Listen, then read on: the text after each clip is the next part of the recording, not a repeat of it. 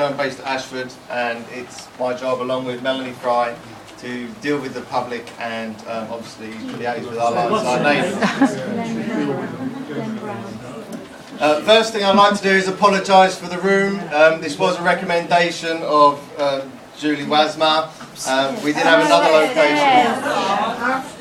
It wasn't available at this time, I'm afraid, which is the time again recommended. You could have communicated. I would have suggested an alternative hall. I actually gave Melanie the choice of St Peter's Hall or St Mary's Hall because I said a hall was required. No one came back to me and said we can't get the hall, so we're going to squeeze you into a space for 60. That's an exact example of lack of communication that we've had with you.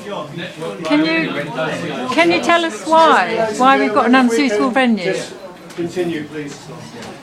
Anyway, the environmental concerns, which I know are of great interest to yourselves, are here. Unfortunately, Angela Cruikshank, who is our environmental specialist, was unable to attend this evening.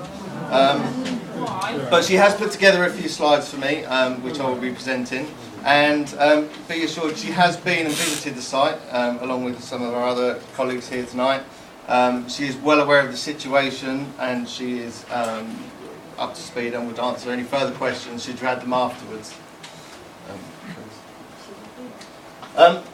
First thing to note is that a pre-work survey was done, an environmental survey was done before any work was started. By competent people? By competent people, we will have... Where is it? Where is it? Freedom of information.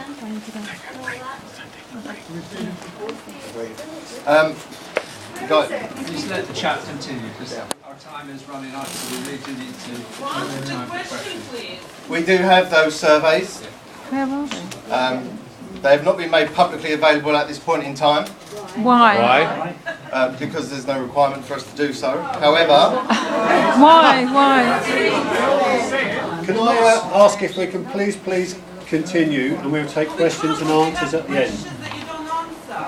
We have a question and answer slot at the end. Why don't we have questions on this now and then come back a bit, because I think people are getting really tired of not being able to see the screen, not being able to hear the speakers, and being just basically feeling as though it's just a lot of flat. I ask you please to bear with me, and we will speed up and progress through.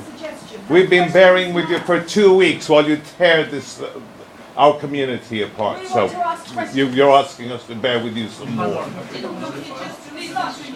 This is our meeting. This is our community.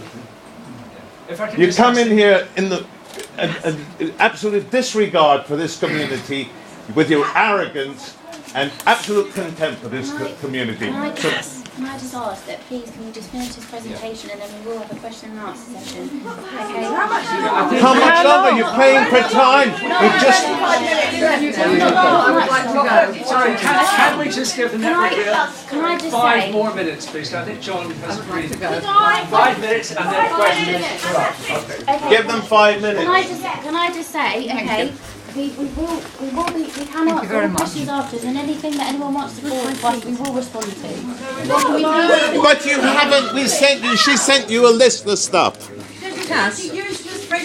Let's get on to the question and answers. If we've got, hold on, can I suggest that if we have to put up with another 5 minutes of this, we do that so that you can get your questions, because that's the only way that's going to happen. Can I ask as a compromise, we have this hall, I believe, till 10 p.m, that we actually run this meeting till 8:30 so that the public can have an hour's questions and answers, because to my mind, network rounds actually take longer in their presentation time. So we can do a compromise and a negotiation to run to 8:30. So after the next 5-minute presentation, we have got an hour for questions and answers. Absolutely. Some of us have got children to put to bed. Yeah, and what we have to remember as well is never a rail staff who have given up our own time to come and try and liaise.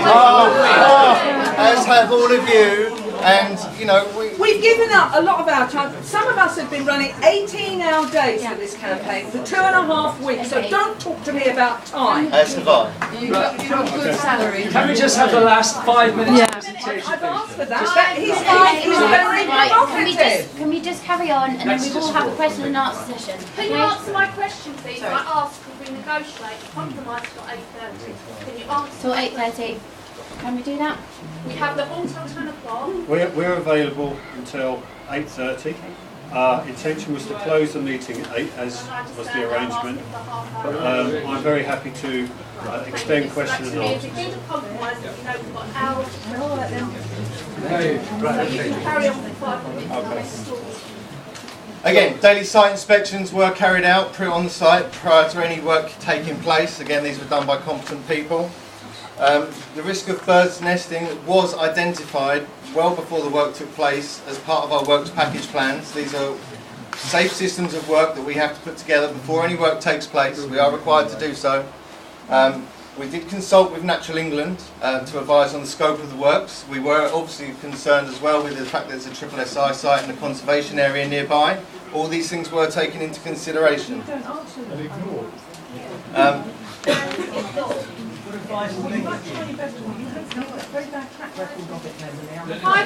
him finish, please, then we can get on to the bit we really want. Just continue, please.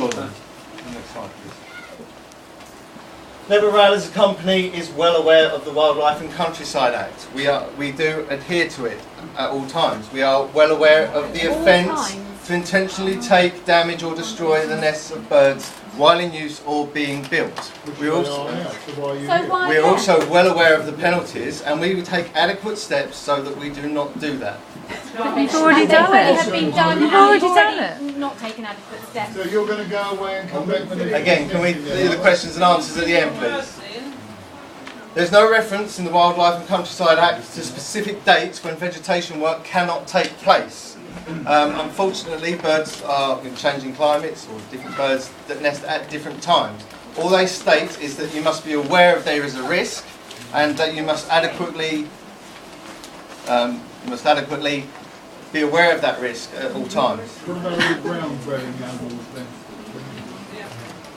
The contractors that we've employed have been advised to carry out these pre-site surveys of all the nesting birds, and if there are any identified, and we have identified 1 or 2 already, then there are exclusion zones set up around that area, which is required again by law, and we would adhere to those, and we will not work on that area until such time as those birds have left.